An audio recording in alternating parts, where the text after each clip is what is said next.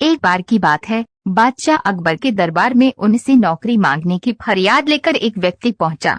उसकी कुछ देर बातें सुनने और बुद्धि की परीक्षा लेने के बाद बादशाह ने उसे चुंगी यानी टैक्स वसूलने वाला अधिकारी बना दिया। बीरबल भी उस दरबार में मौजूद थे। उन्होंने उसे कुछ देर ध्यान से देखने के बाद कहा कि बादशाह, ये व्यक्ति ज्यादा ही चालाक लग रहा है। ये जल्द ही कुछ न कुछ बेईमानी जरूर करेगा। होते होते कुछ समय गुजरा और तब तक उस व्यक्ति ने टैक्स वसूलने का काम पूरी तरह संभाल लिया था। एक दिन बादशाह अकबर के पास एक दो व्यक्ति उस अधिकारी की शिकायत लेकर आए। शिकायतें मामूली थीं, इसलिए उन पर ज्यादा किसी ने ध्यान नहीं दिया। उसके बाद रिश्वत लेने और जनता को परेशान करने के आरोप भी उस अधिकारी पर लगने लगे। इतनी शिकायतें आने पर बादशाह ने सोचा कि इसका तबादला ऐसी जगह कर देता हूँ जहाँ इसे बेईमानी करने का मौका ही न मिल पाए। इतना सोचते ही बादशाह ने फैसला किया कि उसे अस्तबल का मुंशी बनाया जाएगा। फिर अकबर ने मन में कहा कि अब घोड़ों की लीद उठवाने के काम में ये क्या ही बेईमानी कर पाएगा। वहां मुंशी के पद पर पहुंचते ही उस व्यक्ति ने फिर रिश्वत लेना शुरू कर दिया।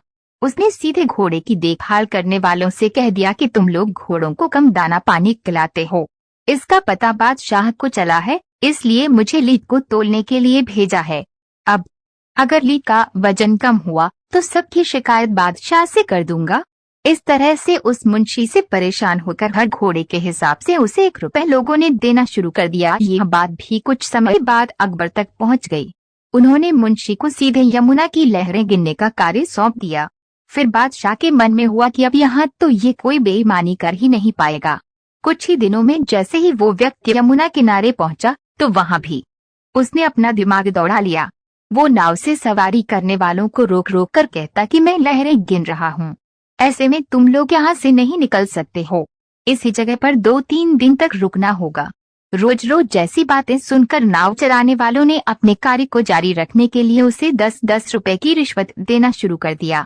अब यमुना किनारे भी वो व्यक्ति खूब बेईमानी कर रहा था। 1-2 महीने में ये बात भी बादशाह तक पहुँच गई।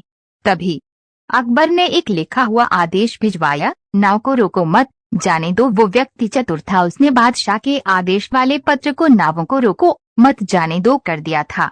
इस थोड़ी हेरफेर से बाद उसने अकबर का आदेश वहां टंगवा दिया।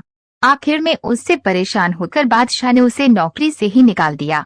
तभी बादशाह को बीरबल की बात याद आ गई कि ये आदमी बेईमानी जरूर करेगा। तब उनके मन में हुआ कि मुझे उसे पहली गलती में ही कठोर दंड देना चाहिए।